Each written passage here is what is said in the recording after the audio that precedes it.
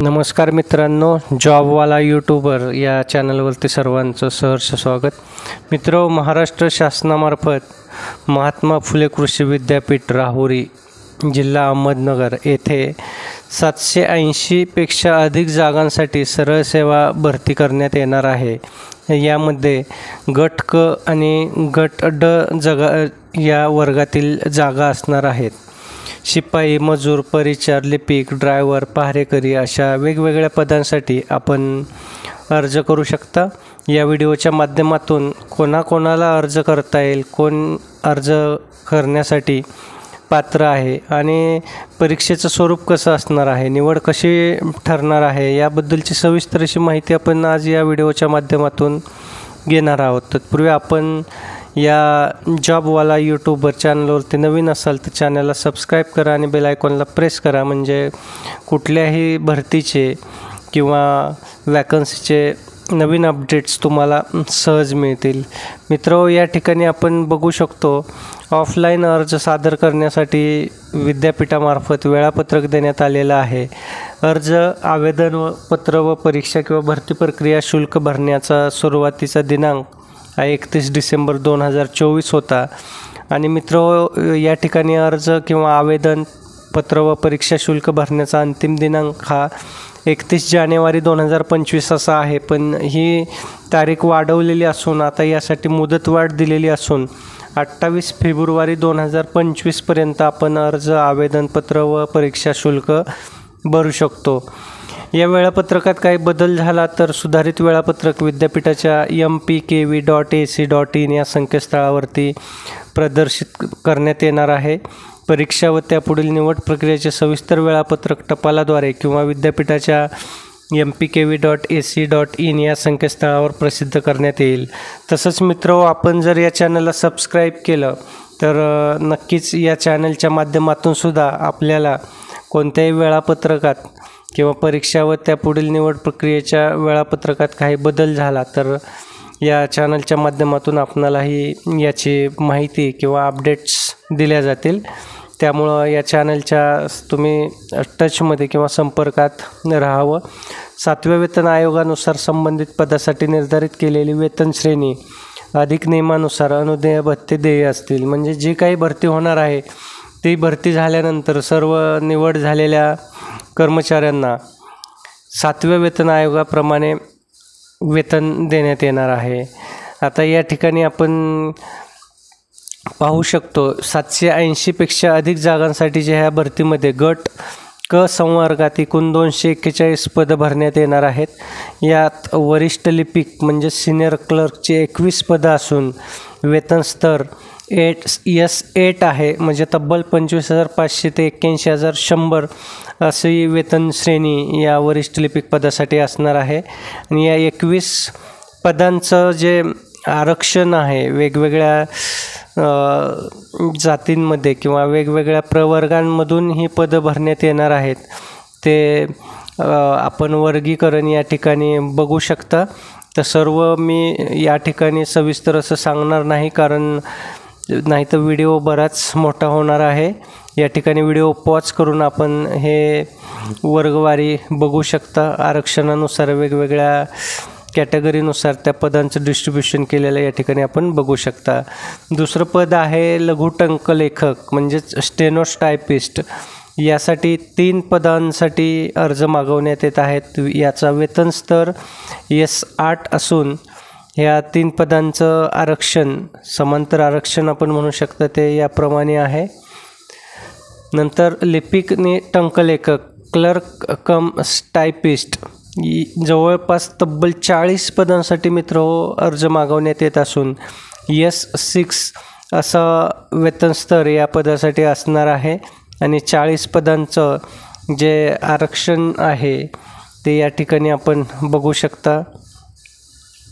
मित्र, 4थं पद आहे प्रमुख तालिकाकार म्हणजेच ग्रंथालयातील प्रमुख तालिकाकार, चीफ कॅटलॉगर. 3 पदांसाठी अर्ज मागवण्यात येत आहेत आणि वेतन स्तर जो आहे तो S10 असणार आहे. मित्र, निर्गमन सहाय्यक म्हणजेच ग्रंथालयातील इशू असिस्टंटची 2 पदं भरण्यात येणार असून याचं वेतन स्तर S7 आहे.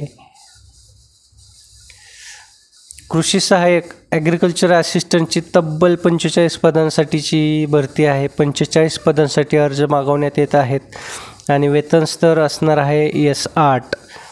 या ठिकाणी 45 पदांचं जे आरक्षण आहे ते आपण या ठिकाणी बघू शकता. नंतर पशुधन पर्यवेक्षक लाईव्ह स्टॉक सुपरवायझर एकूण 2 पदांसाठी अर्ज मागवण्यात येत असून वेतन स्तर S8 असणार आहे. कनिष्ठ संशोधन सहाय्यक ज्युनियर रिसर्च असिस्टंट तब्बल 62 पदांसाठी मित्र अर्ज मागवण्यात येत असून S13 अशी वेतन श्रेणी असणार आहे आणि या वेतन स्तरामध्ये 35,400 ते 1,12,400 एवढं वेतन श्रेणी एवढं स्केल असणार आहे. 62 पदे आणि त्याचं कॅटेगरी वाईज समांतर आरक्षण किंवा जे आरक्षण डिस्ट्रीब्युशन आहे ते या ठिकाणी आपण बघू शकता. मित्र हो, कृपया व्हिडिओ पॉज करून तुम्ही ते आरक्षण जातनिहाय आरक्षण या ठिकाणी बघू शकता. नंतर सहाय्यक संगणक असिस्टंट कम्प्युटर 1 पदासाठी अर्ज मागवण्यात येत असून वेतन स्तर S8 आहे. पुढचं पद आहे आरेखक, एकूण 2 पदे आणि वेतन स्तर आहे S10. नंतर अनुरेखक म्हणजेच स्ट्रेसर एकूण 4 पदांसाठी अर्ज मागवण्यात येत असून वेतन स्तर S7 असा आहे. नंतर वरिष्ठ यांत्रिक सिनियर मेकॅनिक एकूण 2 पदे S8 असं समांतर आरक्षण S8 हा वेतन स्तर असून 2 पदांचं आरक्षण या ठिकाणी आपण बघू शकता. तांत्रिक सहाय्यक यांत्रिकी टेक्निकल असिस्टंट 1 पदासाठी अर्ज मागवण्यात येत असून वेतन स्तर S10 आहे. नंतर प्रक्षेत्र यांत्रिक 2 पदे आहेत आणि वेतन स्तर S8. नंतर जोडारी म्हणजेच फिटर एकूण 2 पदे आणि वेतन स्तर S8. नंतर ओतारी फाउंड्रीमॅन एकूण 2 पदे वेतन स्तर S8. दृकश्राव्य चालक ऑडिओ व्हिज्युअल ऑपरेटर 2 पदे वेतन स्तर S8. तारतंत्री वायरमन एकूण पदे 8 वेतन स्तर S8.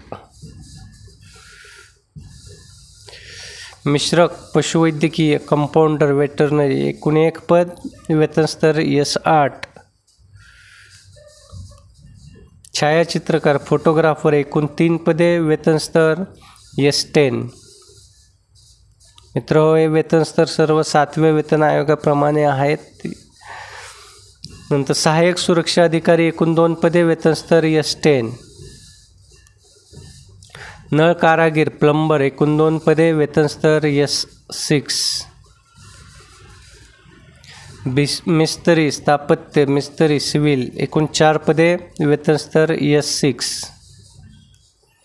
जुळणीकार कॉम्पोजिटर एकूण 1 पद वेतन स्तर S7. वीज तंत्री इलेक्ट्रिशियन एकूण 3 पदे वेतन स्तर S8. वाहन चालक ड्रायव्हर एकूण 14 पदे वेतन स्तर S6. कृषी यंत्रचालक ट्रॅक्टर ड्रायव्हर एकूण 6 पदे वेतन स्तर S7. संगणक चालक कॉम्प्युटर ऑपरेटर एकूण 1 पद वेतन स्तर S13. आता गट ड संवर्गातील एकूण 546 तब्बल पदं आहेत. यामध्ये प्रयोगशाळा परिचार लॅबोरेटरी अटेंडंट एकूण 7 पदे वेतन स्तर S6. ग्रंथालय परिचर 3 पदे वेतन स्तर S6. गणक एकूण 24 पदे वेतन स्तर S3.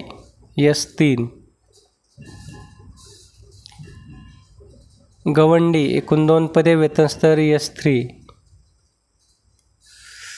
माळी एकूण 23 पदं आणि वेतन स्तर S5. आता हे 23 पदांचं आरक्षण जे आहे ते तुम्ही जातनिहाय आरक्षण या ठिकाणी बघू शकता. नंतर सुरक्षा रक्षक एकूण 6 पदे, वेतन स्तर S1. प्रयोगशाळा सेवक नोकरपाल एकूण 2 पदे, वेतन स्तर S1. शिपाई एकूण 60 पदे, वेतन स्तर S1. तर या 60 पदांचं जातनिहाय आरक्षण आपण या ठिकाणी बघू शकता. पहारेकरी वॉचमन एकूण 54 पदे, वेतन स्तर S1. मजूर तब्बल 365 पदांसाठी ही पदभरती जाहिरात आहे, वेतन स्तर S1. मित्र हो, तर अशा प्रकारे ही आपण संख्या जी आहे भरतीची ती वेगवेगळी पदनिहाय संख्या या ठिकाणी बघितलेली आहे.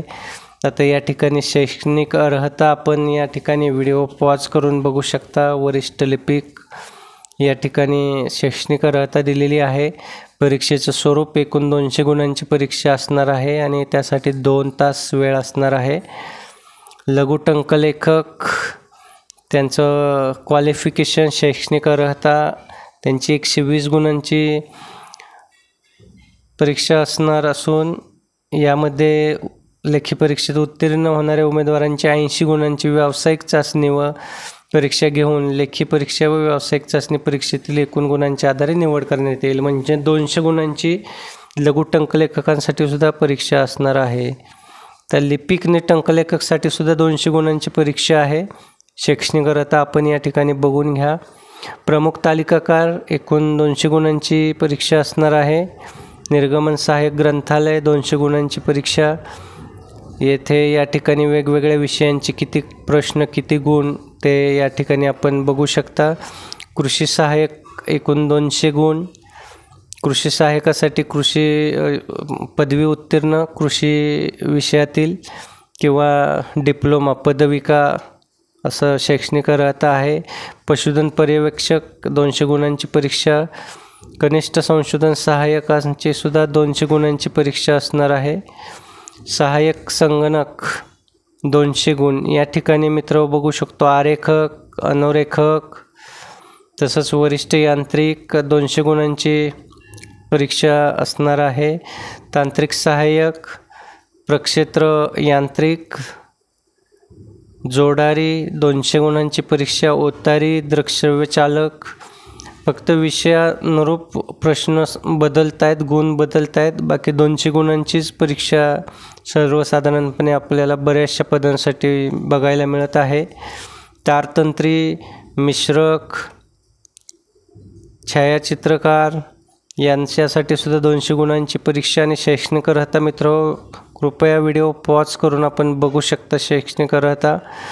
सहाय्यक सुरक्षा अधिकारी 120 गुण आणि 80 गुणांची शारीरिक चाचणी असणार आहे. नळ कारागीर 200 गुण. मिस्त्री 200 गुण. जुळणीकार 200 गुणांची परीक्षा आहे. वीज तंत्री 200 गुणांची परीक्षा आहे. वाहन चालक या ठिकाणी 120 गुणांची परीक्षा आणि 80 गुणांची व्यावसायिक चाचणी आणि दोन्ही मिळून 200 गुणांपैकी फायनल जे काही गुण होतील त्यावर आधारित निवड करण्यात येणार आहे. कृषी यंत्रचालक 200 गुण. संगणक चालक 200 गुण. आता गट ड संवर्गात सुद्धा मित्र प्रयोगशाळा परिचारक असेल, ग्रंथालय परिचर असेल यांच्यासाठी 200 गुणांची परीक्षा आहे. गणक 200 गुणांची परीक्षा. गवंडी यासाठी लेखी परीक्षा नाही गवंडी पदासाठी. तसंच माळी या पदासाठी सुद्धा लेखी परीक्षा नाही, परंतु 60 गुणांची व्यावसायिक चाचणी आणि 40 गुणांची शारीरिक क्षमता चाचणी या गवंडी माळी सुरक्षारक्षक या पदांसाठी असणार आहे. मित्र प्रयोगशाळा सेवक 200 गुणांची परीक्षा असणार आहे. प्रयोगशाळा सेवक, प्रयोगशाळा पाल किंवा नोकर 200 गुणांची परीक्षा. शिपाई 200 गुणांची परीक्षा. पहारेकरी आणि मजूर वर्गासाठी मित्र शासन निर्णय दिनांक 4 मे 2022 मधील 8 ड नुसार लेखी परीक्षा नाही, परंतु पहारेकरी आणि मजूर या पदांसाठी 60 गुणांची व्यावसायिक चाचणी आणि 40 गुणांची शारीरिक क्षमता चाचणी घेऊन एकत्रित गुणांच्या आधारे निवड करण्यात येईल. तर अर्ज करण्याची पद्धत मित्र सोबत दिलेल्या विहित नमुन्यातील अर्ज दिनांक 28 फेब्रुवारी 2025पर्यंत अथवा तत्पूर्वी संगणकीकृत 8.5x14 आकाराचे पेपरवर टंकलिखित करून सादर करण्यात यावेत। उपरोक्त जाहिरातीचा तपशील या विद्यापीठाच्या संकेतस्थळावरती mpkv.ac.in वर आणि शासनाच्या संकेतस्थळावर उपलब्ध आहे।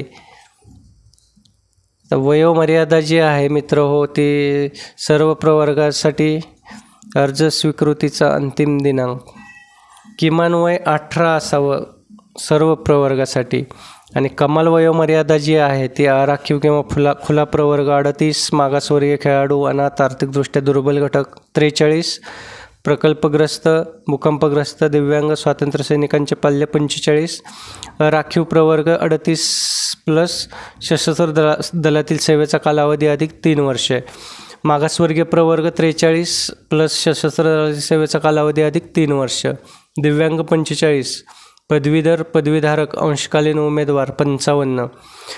दिनांक 31/12/2024 रोजीवरील सर्व पदांकरता उमेदवाराचे किमान वय हे 18 असावं। तर खेळाडूंकरता हे आपण वयाचं बघितलं। या ठिकाणी पदसंख्या व आरक्षणासंदर्भात सर्वसाधारण तरतुदी भराव्याच्या उपरोक्त नमूद पदसंख्या व आरक्षणामध्ये बदल, वाढ किंवा घट होऊ शकते। विविध मागास प्रवर्ग, महिला, प्रावीण्यप्राप्त खेळाडू, अनाथ इत्यादी सामाजिक व समांतर आरक्षण शासनाकडून वेळोवेळी जारी करण्यात येणाऱ्या आदेशानुसार राहील।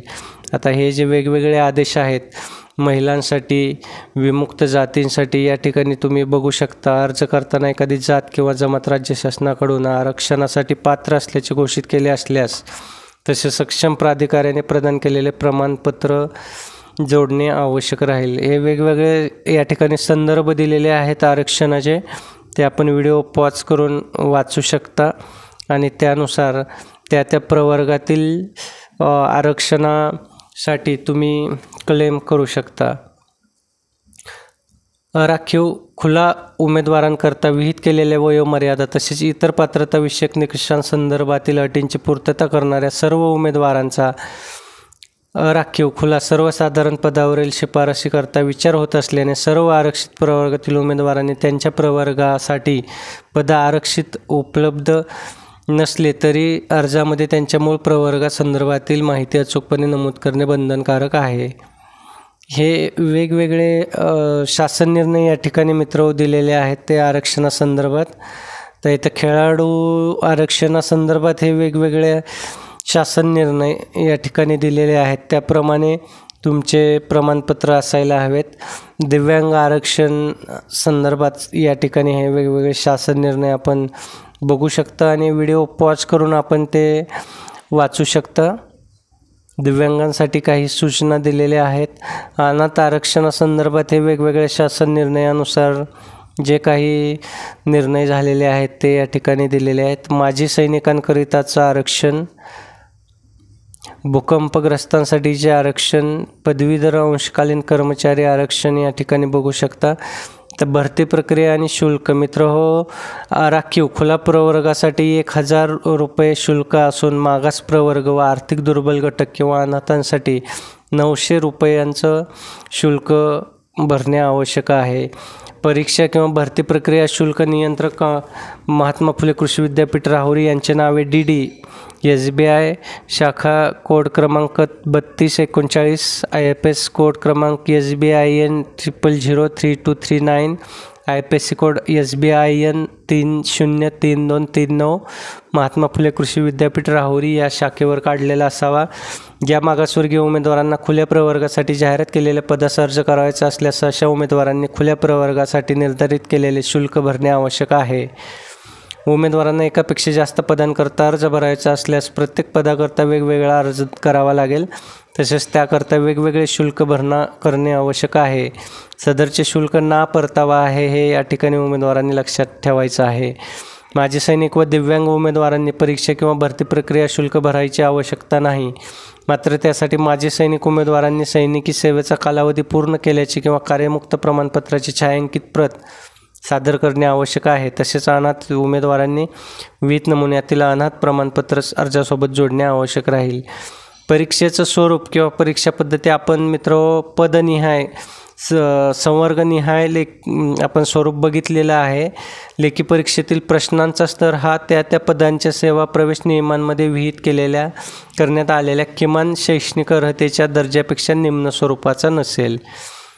तर ज्या पदांकरता पदवी ही कमीत कमी अर्हता आहे अशा पदांकरता परीक्षेचा दर्जा भारतातील मान्यता प्राप्त विद्यापीठांच्या पदवी परीक्षेच्या दर्जाच्या समान राहील, परंतु त्यापैकी मराठी व इंग्रजी विषयांच्या प्रश्नपत्रिकेचा दर्जा उच्च माध्यमिक शालांत परीक्षेच्या दर्जाचा समान राहील. शासन निर्णय क्रमांक 4 मे 2022 अन्वये गट क व ड मधील संबंधित पदांकरता उमेदवारांची निवड करताना मराठी, इंग्रजी, सामान्य ज्ञान व बौद्धिक चाचणी या विषयांवरील प्रश्नांकरिता प्रत्येकी 50 गुण ठेवून 200 गुणांची लेखी परीक्षा घेण्यात येईल. सदर परीक्षेकरता अपंग उमेदवारांना नियमित वेळेपेक्षा अर्धा तास अधिकचा देण्यात येईल. सदर परीक्षेमध्ये एकूण गुणांच्या किमान 45% गुण मिळवणाऱ्या उमेदवारांमधून निवड सूची तयार करून निवड सूचीतील पात्र उमेदवारांची गुणवत्तेनुसार शिफारस करण्यात येईल. म्हणजे किमान 45% गुण मिळवणे या ठिकाणी बंधनकारक आहे, हे उमेदवारांनी लक्षात ठेवायचं आहे. तर ज्या पदांकरता शारीरिक चाचणी आहे किंवा व्यावसायिक चाचणी आहे अशा पदांसाठी मराठी, इंग्रजी, सामान्य ज्ञान व बौद्धिक चाचणी या विषयांवरील प्रश्नांकरता प्रत्येकी 30 गुण ठेवून एकूण 120 गुणांची लेखी परीक्षा व 80 गुणांची शारीरिक चाचणी किंवा व्यावसायिक चाचणी घेण्यात येईल. तथापि लेखी परीक्षेत किमान 45 गुण प्राप्त करणं आवश्यक आहे आणि लेखी परीक्षा आणि शारीरिक चाचणी किंवा व्यावसायिक चाचणीमधील गुण मिळून त्याचं उमेदवाराचं सिलेक्शन करण्यात येणार आहे. शालांत प्रमाण परीक्षा उत्तीर्णपेक्षा कमी अर्हता आवश्यक असलेल्या पदांसाठी व्यावसायिक चाचणी आवश्यक तेथे शारीरिक क्षमतेची चाचणी घेणे आवश्यक असल्यामुळे अशा उमेदवारांची निवड करताना 60 गुणांची व्यावसायिक चाचणी व आवश्यक तेथे 40 गुणांची शारीरिक क्षमता चाचणी घेऊन यामध्ये उमेदवारांनी प्राप्त केलेल्या गुणांच्या आधारे निवड सूची तयार करून निवड सूचीतील पात्र उमेदवारांची गुणवत्तेनुसार शिफारस करण्यात येईल. आता वरीलप्रमाणे काही कार्यवाही करताना गुणवत्ता यादीत अंतर्भाव करण्यासाठी उमेदवारांनी एकूण गुणांचे किमान 45% गुण प्राप्त करणे आवश्यक राहील.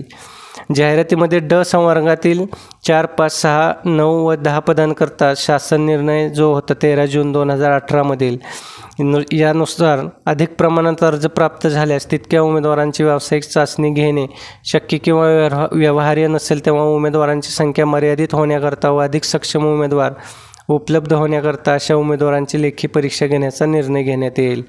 या परीक्षेतील प्रश्नाचे स्वरूप वस्तुनिष्ठ व बहुपर्यायी असेल. त्या अर्ज करण्याची पद्धत अर्ज हे ऑफलाईन पद्धतीने स्वीकारण्यात येणार आहेत आणि उमेदवार एकापेक्षा जास्त पदांकरता अर्ज भरू शकतात. तथापि प्रत्येक पदासाठी स्वतंत्र अर्ज आणि आवश्यक ती कागदपत्र जोडणे आणि शुल्क भरणे आवश्यक आहे. ऑफलाईन परीक्षेचा निकाल विद्यापीठाच्या संकेतस्थळावरती प्रसिद्ध करण्यात येणार आहे. कागदपत्रे तपासणी लेखी परीक्षेत 45% गुण प्राप्त करणाऱ्या उमेदवारांची निवड समितीच्या सूचनेनुसार कागदपत्रांची तपासणी करण्यात येईल. यावेळी उमेदवारांना लहान कुटुंबाचे प्रतिज्ञापत्र सादर करणे आवश्यक राहील. जे उमेदवार आवश्यक कागदपत्रे सादर करणार नाहीत किंवा गैरहजर राहतील असे उमेदवार भरती प्रक्रियेतून वगळले जातील किंवा अपात्र ठरवले जातील. व्यावसायिक चाचणी, शारीरिक चाचणी लेखी परीक्षेत किमान 45% गुण प्राप्त केले आहेत अशा पात्र उमेदवारांची निवड समितीकडून ठरवलेल्या तारखेनुसार 80 गुणांची व्यावसायिक किंवा शारीरिक चाचणी घेण्यात येईल. व्यावसायिक किंवा शारीरिक चाचणीची तारीख कळवण्यात येईल. सदर तारखेस उमेदवाराने स्वखर्चाने उपस्थित राहणे आवश्यक आहे. निवड यादी व प्रतीक्षा यादी लेखी परीक्षा व व्यावसायिक शारीरिक चाचणी यामधील गुण एकत्रित करून गुणवत्ता यादी तयार करण्यात येईल व त्या आधारे सामाजिक समांतर आरक्षण विचारात घेऊन रिक्त पदांच्या अनुषंगाने निवड यादी व प्रतीक्षा यादी तयार करण्यात येऊन ती वेबसाईटवरती प्रसिद्ध करण्यात येईल. निवड यादीची कालमर्यादा ही 1 वर्षासाठी असणार आहे किंवा एक वर्ष किंवा पुढील सर्वसाधारण नियमित जाहिरात प्रसिद्ध करण्याचा दिनांक यापैकी जो कालावधी आधीचा असेल त्या दिनांकापर्यंत विधिग्राह्य राहील. सर्व पदांसाठी सूचना व अटी या ठिकाणी आपण बघू शकता मित्रो. बऱ्याच सूचना आहेत. व्हिडिओ पॉज करून तुम्ही ह्या ज्या काही सूचना आहेत त्या फॉर्म भरण्या अगोदर या सर्व सूचना व्यवस्थित वाचून घ्यायच्या आहेत आणि त्याप्रमाणे व्यवस्थित आपला अर्ज हा सादर करायचा आहे, जेणेकरून आपला अर्ज हा बाद होणार नाही आणि आपण त्या परीक्षेपासून मुकणार नाही, म्हणजे आपली संधी गमावणार नाही. तर या ठिकाणी हे आपण पाहू शकता. सदर जाहिरात ही फक्त महात्मा फुले कृषी विद्यापीठ राहुरी कार्यक्षेत्रातील प्रकल्पग्रस्त उमेदवारांकरता प्रसिद्ध करण्यात येत असल्यामुळे इतर कोणत्याही प्रकल्पातील प्रकल्पबाधित उमेदवारांनी अर्ज सादर करू नयेत. असे अर्ज प्राप्त झाल्यास ते विचारात न घेता अपात्र ठरवण्यात येतील. ही सगळ्यात महत्त्वाची आणि शेवटची सूचना आहे, ही सर्व उमेदवारांनी लक्षात ठेवायचे आहे. तर अशा प्रकारे मित्रहो, आपण तब्बल 780 जागांकरता महात्मा फुले कृषी विद्यापीठ राहुरी येथे सरळ सेवा भरती जी होणार आहे त्यासाठी अर्ज सादर करू शकता. मित्रहो, व्हिडिओ आवडला असेल तर व्हिडिओला लाईक करा आणि जास्तीत जास्त हा व्हिडिओ शेअर करा, म्हणजे जे कोणी 7वी 10वी 12वी किंवा पदवीधर असतील ते वेगवेगळ्या पदांसाठी अर्ज करू शकतील. मित्रहो, आपण जॉबवाला यूट्यूबर या चॅनलवर नवीन असाल तर चॅनलला सबस्क्राईब करा आणि बेल आयकॉनला प्रेस करा, म्हणजे असेच नवनवीन अपडेट्स आणि वॅकन्सीज आपल्यापर्यंत सहज पोहोचतील. धन्यवाद.